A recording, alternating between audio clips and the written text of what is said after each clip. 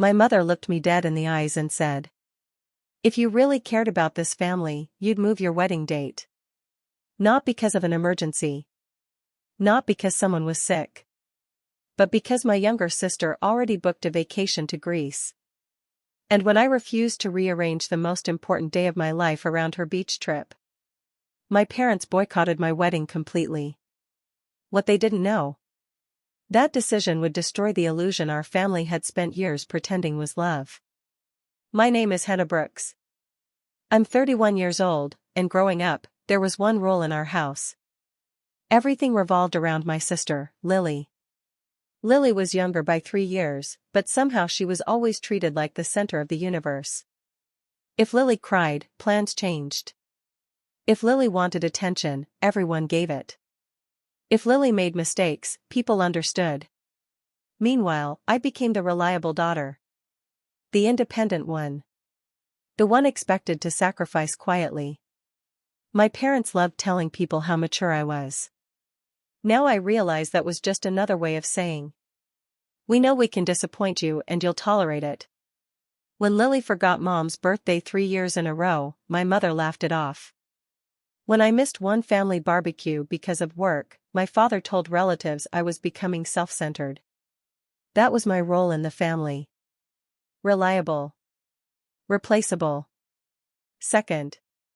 Still, I tried. I always tried. Then I met Ethan. And for the first time in my life, someone treated me like I mattered first. Not second. Not eventually. First. Ethan was calm in a way that made me feel safe. He listened carefully. He remembered tiny details. He once drove 2 hours just because I casually mentioned having a rough week. "You don't have to earn love by exhausting yourself," he told me once. I didn't even know how to respond to that. Because exhaustion was the only version of love I understood. When he proposed after 2 years together, I cried before I even answered. We planned a small wedding for October 14th at a vineyard outside Portland. Nothing extravagant. Just beautiful. Simple. Ours. We booked the venue 18 months in advance because October dates disappear quickly. Deposits were non-refundable. Guests booked flights early. Everything was locked in. Then 6 weeks before the wedding, Lily called me. At first, she sounded cheerful. Then she said, "So, funny story." My stomach tightened immediately. "What?" "I forgot your wedding date overlaps with my Greece trip." I blinked. "What Greece trip?" "The one Tyler planned for my birthday." I stared at my phone silently. "You booked a vacation during my wedding?" "Well, technically before your wedding." "Lily, you're my maid of honor." She sighed dramatically. "I know. That's why I need you to move the date." I actually laughed because I genuinely thought she was joking. She wasn't. "Hannah," she said impatiently, "it's not a huge deal. Just push it back a few weeks." "A few weeks?" I repeated. "We already paid for everything." "Well, Tyler already paid for Greece." The selfishness in her voice made me feel physically sick. "No," I said firmly. "I'm not moving my wedding." Silence. Then came the coldness. "Wow," she muttered. "Good to know where I rank." The call ended. An hour later, my mother called. And that's when the real nightmare started. "Honey," Mom said carefully, "your sister's very upset." I nearly exploded. She booked a vacation during my wedding. She didn't realize.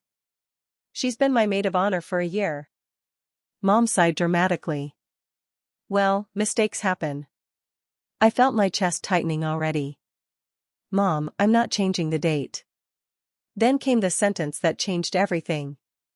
"If you really cared about family, you'd compromise." Compromise. That word haunted me for years because in my family, compromise only flowed one direction.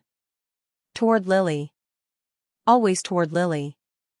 I tried explaining the deposits were non-refundable. Guests already booked travel. Ethan's grandparents arranged medical accommodations to attend. None of it mattered. Dad called later that night. "Hannah," he said flatly, "your sister deserves consideration too." I almost choked. Deserves consideration? It's my wedding. And family should come before pride. Pride. Apparently wanting to keep my own wedding date was now prideful. Over the next 2 weeks, the pressure became unbearable. Relatives called me selfish. My aunt texted. "You know how sensitive Lily is." Sensitive. That word people use when someone weaponizes emotional manipulation. Then came twist number 1. My cousin Emma called me secretly one night. "Hannah, there's something you should know." My stomach dropped instantly. Apparently, Lily's Greece trip wasn't even non-refundable. Tyler had travel insurance. They could cancel anytime. I felt pure rage rising in my chest. She lied? Emma hesitated. It gets worse. Lily had apparently been complaining privately for months that my wedding year was stealing attention from her relationship. I went completely silent. She told people your wedding timing was inconsiderate because Tyler planned to propose soon. I couldn't believe what I was hearing. This was never about a vacation. Lily couldn't stand not being the main character. And my parents enabled it like always. That night, I confronted my mother. "She can cancel the trip." Long silence. Then Mom said quietly, "Well, Lily's under a lot of emotional stress." I started laughing. Actually laughing. Because suddenly I saw everything clearly. 31 years of favoritism. 31 years of excuses.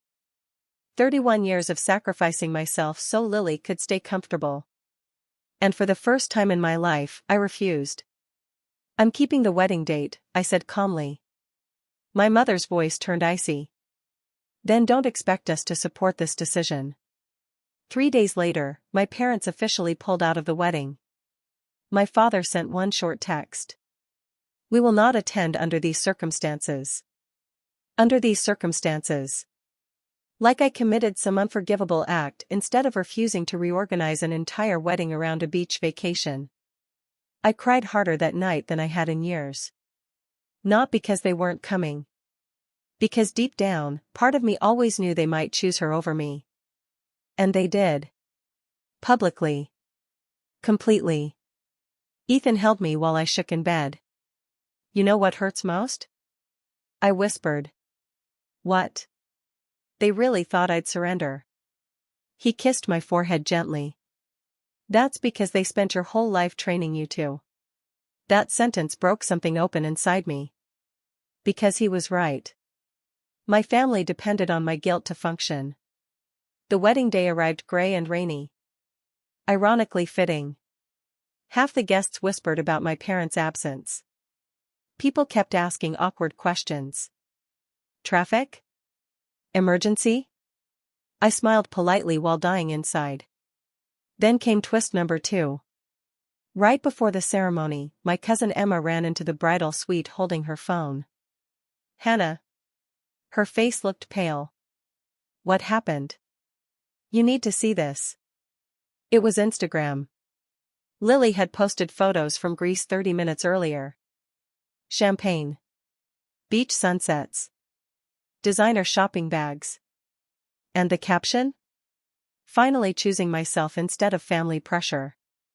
I couldn't breathe. She turned herself into the victim. On my wedding day. But then I noticed something else in the background of one photo.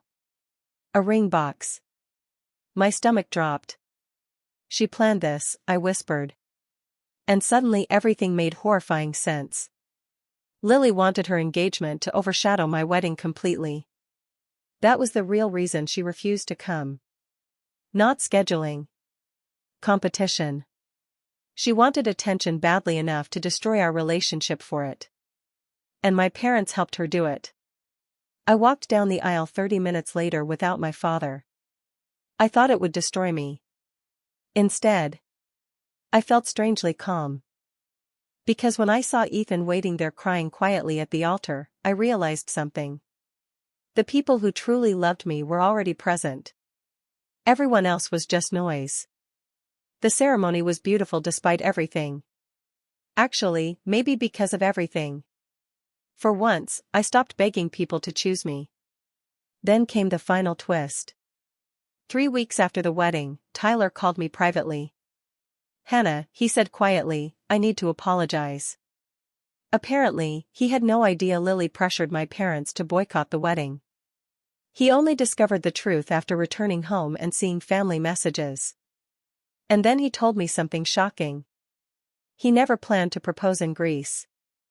The ring box in the photo belonged to Lily. Empty. A prop. She staged the entire thing for social media attention. I sat there speechless. Tyler sounded devastated. "She told me your wedding always overshadowed her life somehow." "What?" "She said your parents cared about you more." I almost laughed from the absurdity. Then he said something that stunned me. "I don't think your sister knows what real love looks like anymore." 2 months later, Tyler ended the relationship. Apparently, witnessing how Lily manipulated an entire family over attention terrified him. And suddenly, for the first time ever, my parents faced something unfamiliar. Consequences. Lily spiraled afterward. Public meltdowns online. Passive-aggressive family posts. Constant fighting with my parents.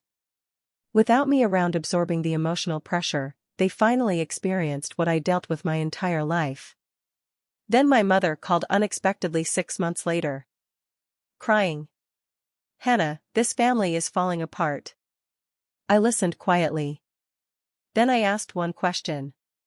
"When exactly was it together?" Silence. Long, painful silence. Because we both knew the truth. Our family wasn't built on love. It was built on managing Lily's emotions while sacrificing mine. And once I stopped participating, the entire illusion collapsed. Today, I barely speak to my parents. Lily and I haven't spoken in almost 2 years. And honestly, I finally feel peaceful. Sometimes people ask if I regret not changing the wedding date. Never. Because the date was never the real issue. The real issue was that for the first time in my life, I chose myself. And the people who truly loved me stayed. Everyone else boycotted themselves out of my future.